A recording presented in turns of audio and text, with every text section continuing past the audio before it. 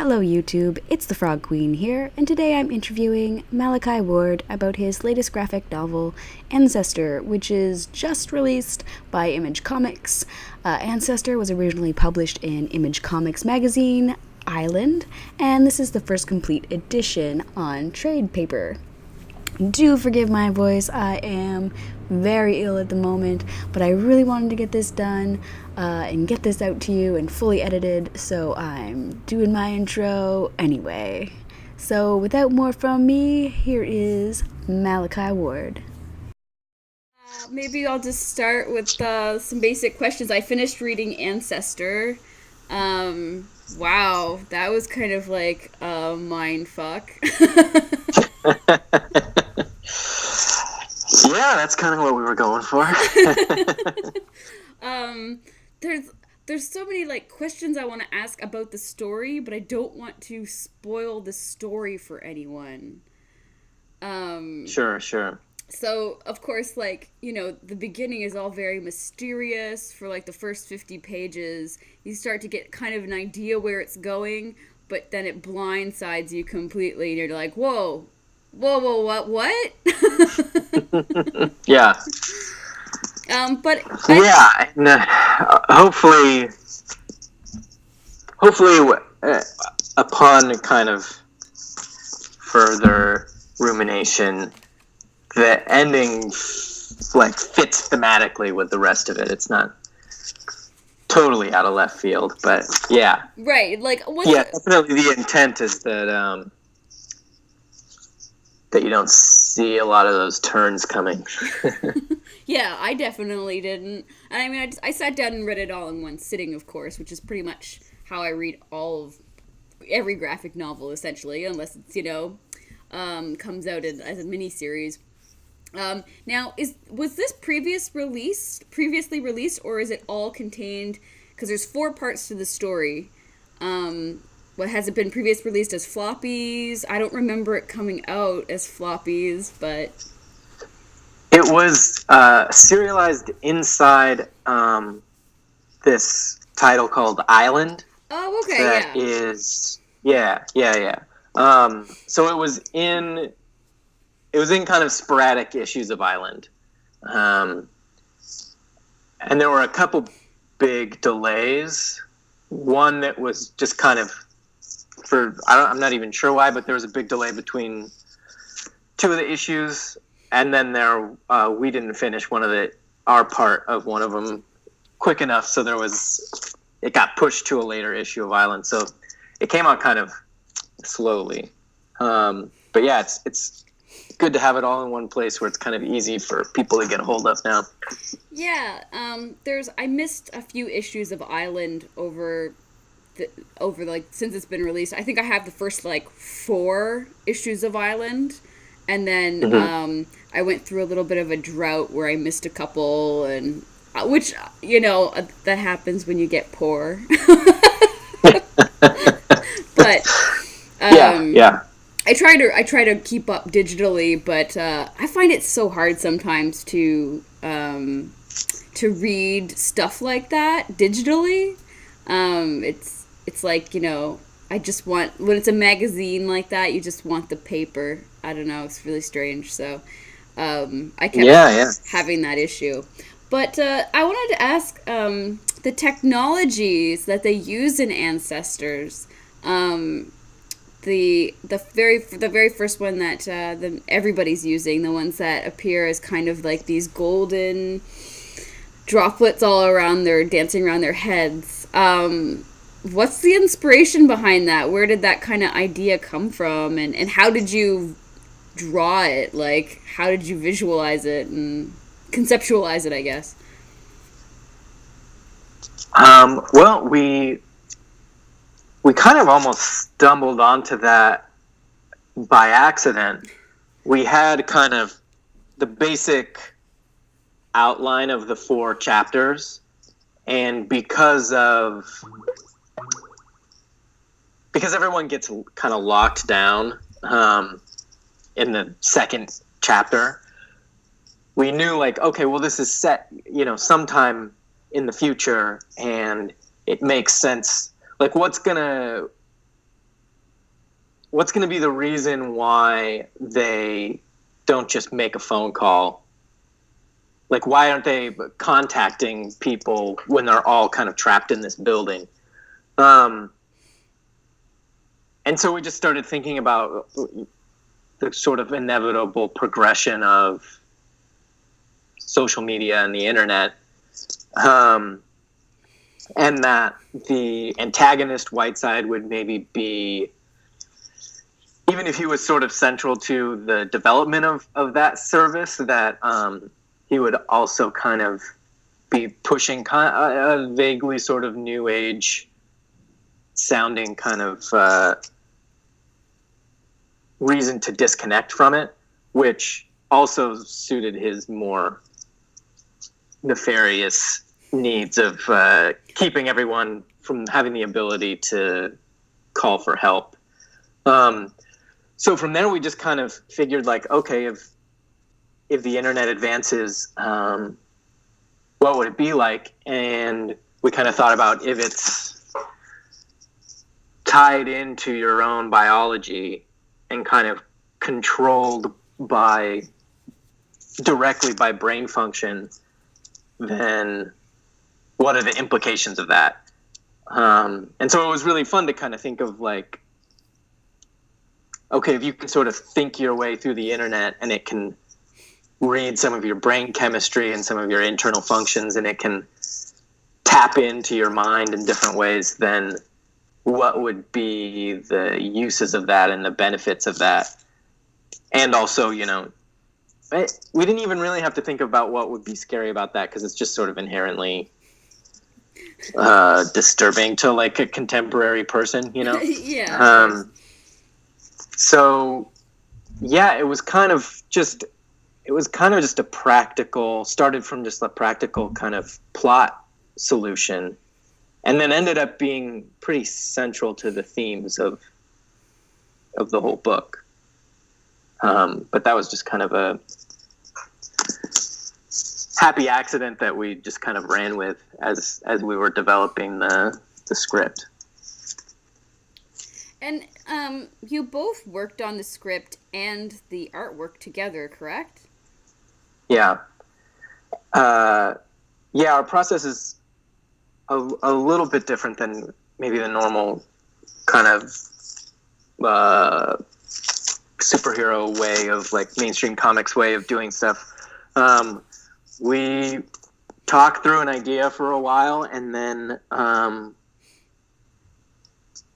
once we kind of have the basic idea of it, we sit down, and it's kind of a combination of scripting out certain bits of, like, dialogue and then just laying the book out. So it's not quite like writing a script and not quite like just laying it out. But yeah, we both write it together. That's cool.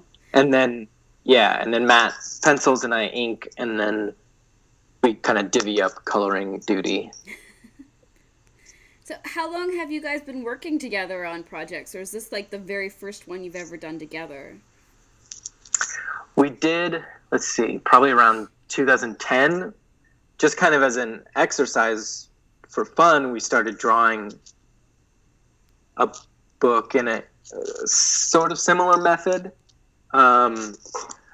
called Expansion that we just kind of self-published. And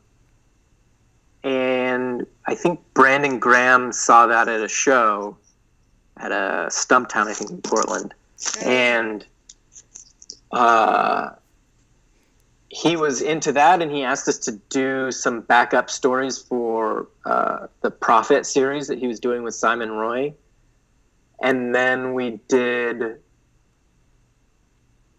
kind of made the jump from doing some of the backup stories that we were writing and drawing together to doing some artwork for the, like, actual in continuity Prophet series. And right around, like, while we were still working on that, Brandon was getting Island going and asked us what we wanted to do. And I think we had Ancestor kind of in a slightly different form around already, because we had wanted to do it as a mini-series. So it ended up being kind of perfect that it would fit into Island. Cool. So Ancestor just came out on the 19th, is that right? Yeah. Okay, yeah, I was like, I'm bad with dates, so I was like, I'm pretty sure I remembered reading the 19th. Pretty positive. Yeah, yeah. So everyone should be able to pick that up in trade at your local comic book shop, right? And I mean, I Yeah, know you can yeah. definitely get it on Amazon and Comixology. Oh my gosh, I can never say that right. Co- Yeah, yeah, it Comixology? should be pretty much everywhere. I think it hits most like bookstores on the 25th, but Right. yeah, any comic book shop should be able to order it, and yeah, it's on Comixology and all that kind of stuff now. With Image, right? It's Image Comics. Yes, yeah, Yeah. yeah. That's awesome. So I guess I kind of wanted to ask you like a couple silly questions that I always like to ask people. Just like what are you reading right now? Sure, sure. I just actually I have some stuff in here right now. Oh,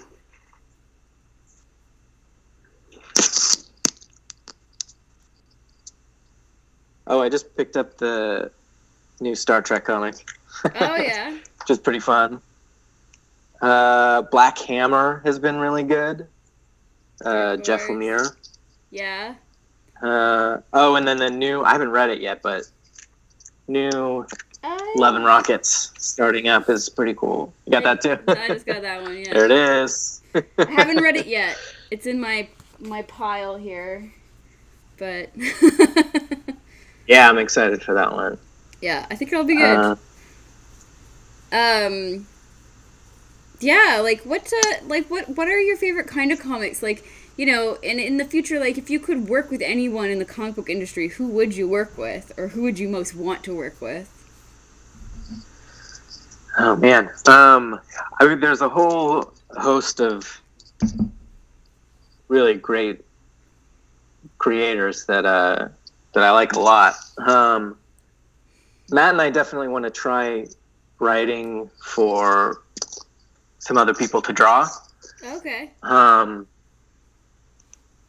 And we've got some stuff that we're, tentatively working on. It's in super early stages Oh, with some artists that we really like Mackenzie Schubert, and we were working on something with Sandra Lands, but she's blowing up. So so there's she's got a lot of cool projects that she's working on right now. In fact, she just did for that other Star Trek comic. She just did for Star Trek Waypoint. She did a really great Uhura story, like that she wrote, Andrew. That was really good. oh And then wow. she's starting on the second arc of From Under Mount, right? Oh, Yeah, from From Under Under Mountains. Oh, okay. Yeah, she's the artist for the second arc on that. Oh, nice. Yeah, but so hopefully we'll get to work with her soon. But I mean, I just read the House of Penance that was drawn by Ian Bertram. Right. His stuff is so cool, and he's been posting a lot of really incredible like larger scale drawings, I think, for a gallery exhibition that he was doing. Yeah, all of his stuff is really, really impressive. I feel like he's locked in a lot in the last year or so. But yeah, there's tons of people that we want to work with. So Whoever says yes, basically. so you've got two projects in the works right now, which with two different artists. Are they also going to be are they something that you're trying to take to Image or trying to take to a different label? Well, the one with Sandra, that's still going to be a ways off because she's got, I think, probably like 6 issues at least of From Under Mountains to draw. So that one's just kind of on hold. The one with Mackenzie, it might be another. Yeah, we're not quite sure where that one will go. It's it's shorter. It's more like novella-ish, like length, and a pretty different style. So it could end up in a few different places. We don't know where we're going to go with it. And then Matt is working with Simon Roy, who worked on Prophet. They're working on a miniseries called Utopia Planitia. That sounds cool. So yeah, that's like a crazy, like, I don't want to pitch their comic, but it's going to be like a really, they've shown me some of the stuff in the really cool, very kind of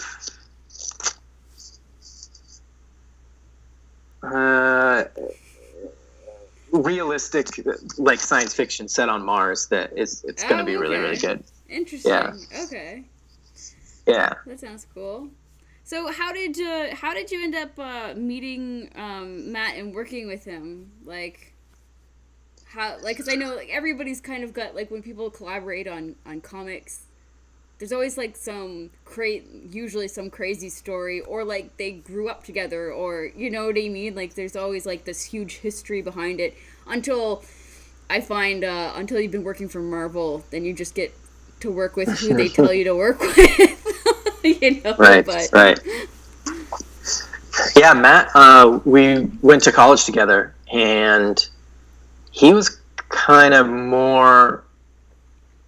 a bit more comics focused when we were in college. We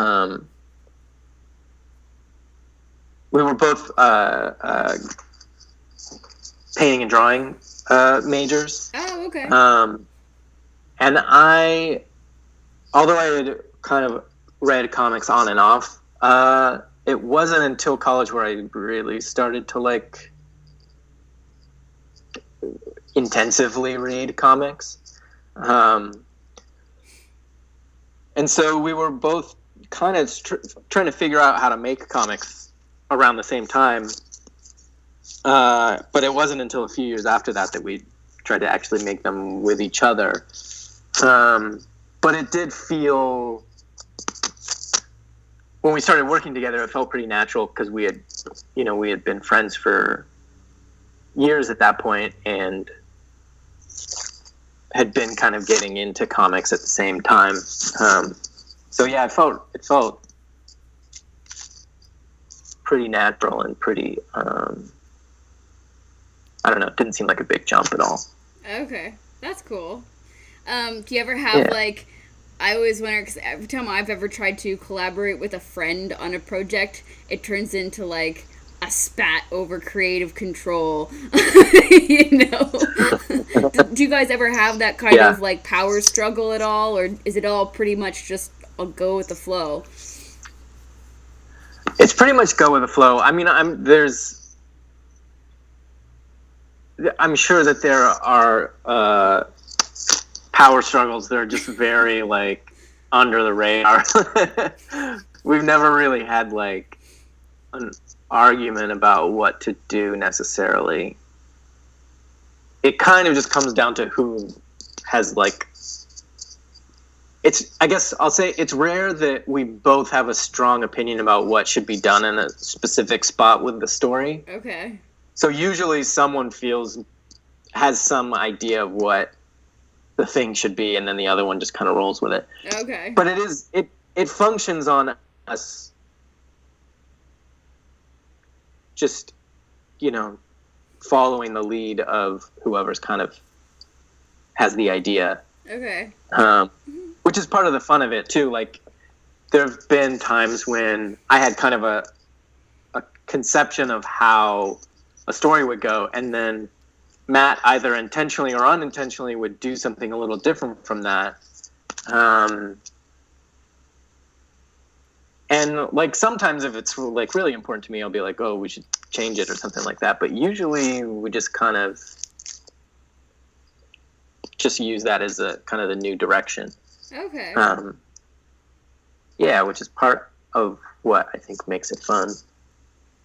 Yeah, no, that makes sense. Like, I wish I could work with people who are easier to get along with, unless it's just me, Right. Of course, It's also it's so much easier, I think, to figure a story out with Matt than it is on my own. I've found that it's a lot easier for me to hold on to a bad idea if it's just me.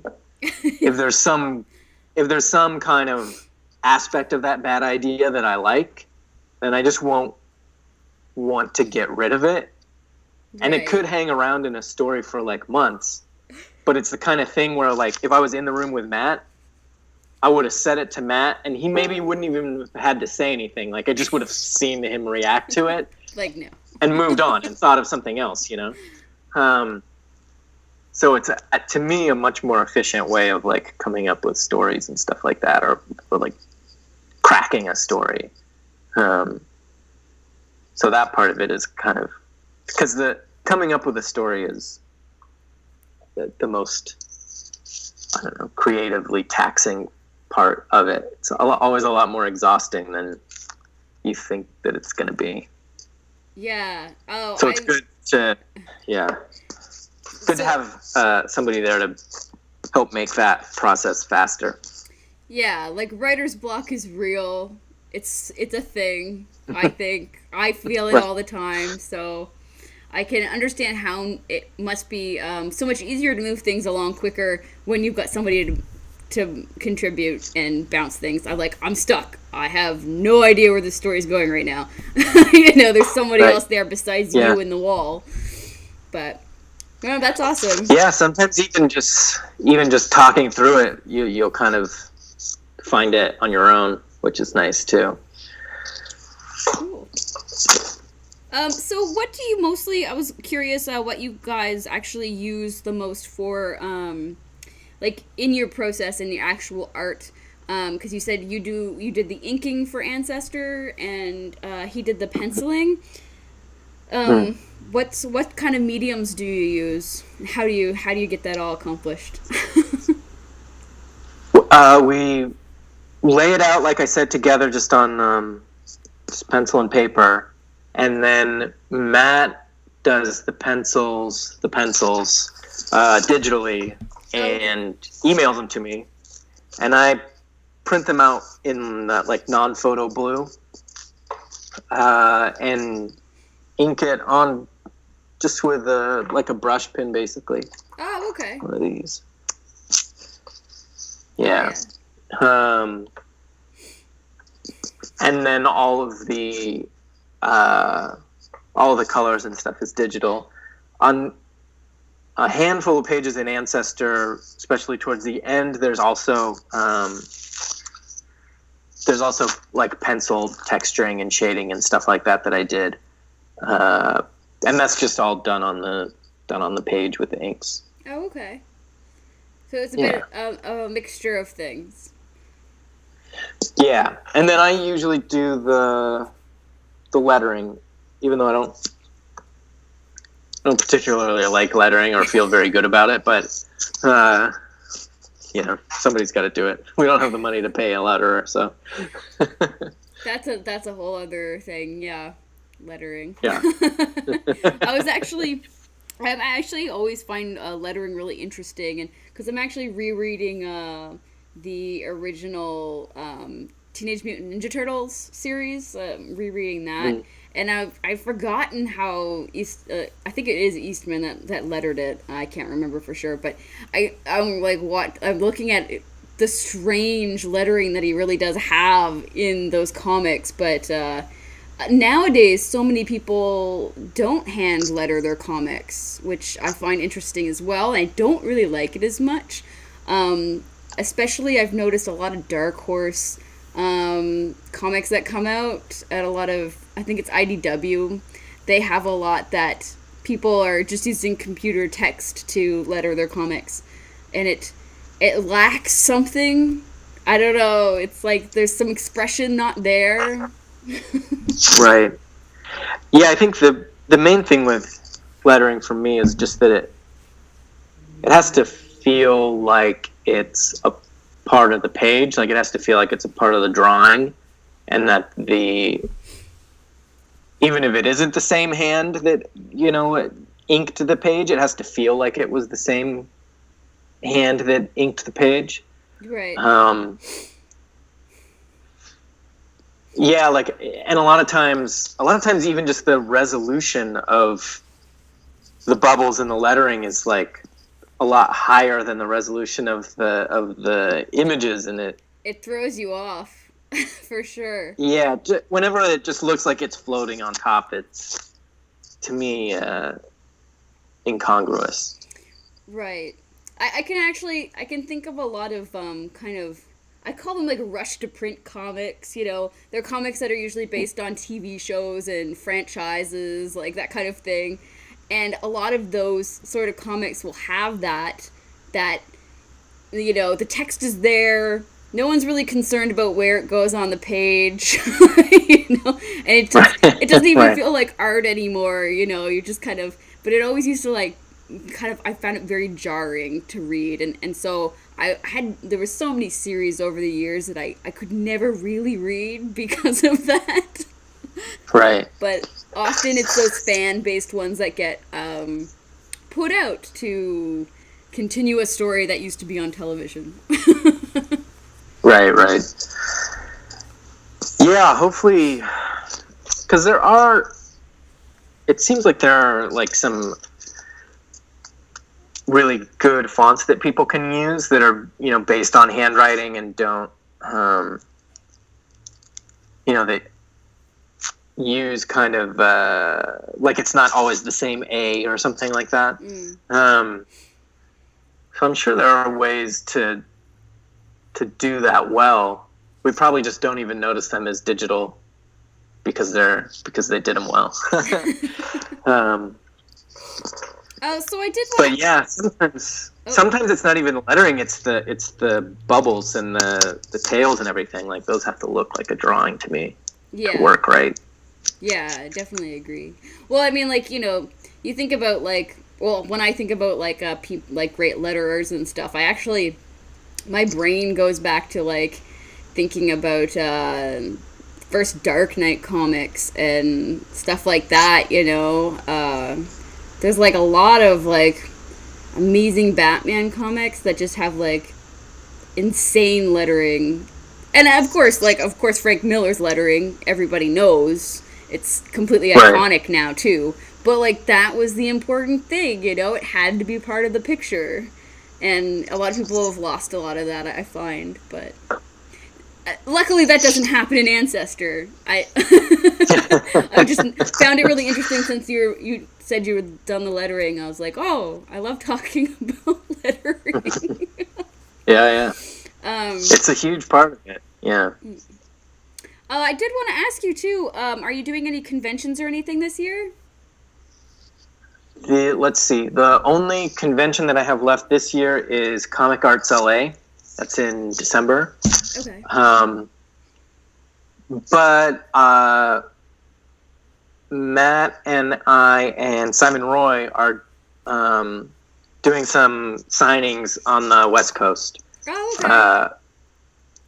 I will only be there at the LA and San Francisco ones, but Matt and Simon will continue up. They're doing a couple places in Seattle, and they're doing Floating World in Portland, and I think Spot in Vancouver too. Yeah, so there'll be places to get books signed and take a look at original art and stuff like that for West Coast people. Awesome. Yeah. They'll bring stacks of things. Yeah. Do you guys? That's always something here. Whenever I go to signings, which doesn't happen very often because there's, I live in Nova Scotia in Canada, and not very many people come here. Right. So, but occasionally, I can get, meet some people and get some stuff signed. And they always have a limit. They're always like one signature, or like 2 signatures tops. But I've seen people go in with stacks and try to get like tons of things signed, and they're like, no. But anyway, I was wondering, Yeah, I maybe know. is that an everywhere thing?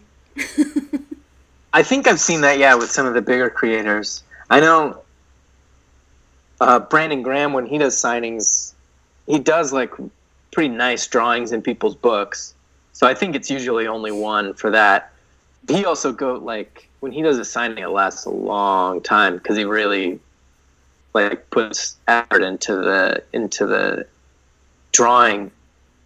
I remember we did one in Southern California that I didn't get to go to, but one of my friends was saying like there were about 50 people there, and it went from like maybe late afternoon to like 1 in the morning or something like that. Like they were willing to stay open, which was very nice of the Wow. shop that hosted them. But That's yeah, which pretty obviously most creators wouldn't necessarily be willing to put in that much time, which is understandable. They shouldn't be expected to do stuff like that. Yeah, no, I totally would understand. But anyway. Well, I won't keep you any longer. I know you're just getting your day started, really, and mine's like ending because I'm old and I go to bed early. So I'm like, the sun is already like just starting to go down, and because it's winter and it's blowing my mind. But thank you so much for coming on my show. Yeah, thanks for having me. I always follow your stuff on Facebook, Twitter. All right, well, keep in touch and let me know when your next project's coming out so we can have you back, hopefully. Yeah, definitely. Okay, thanks. I hope you have a great day. You too. Bye. Bye.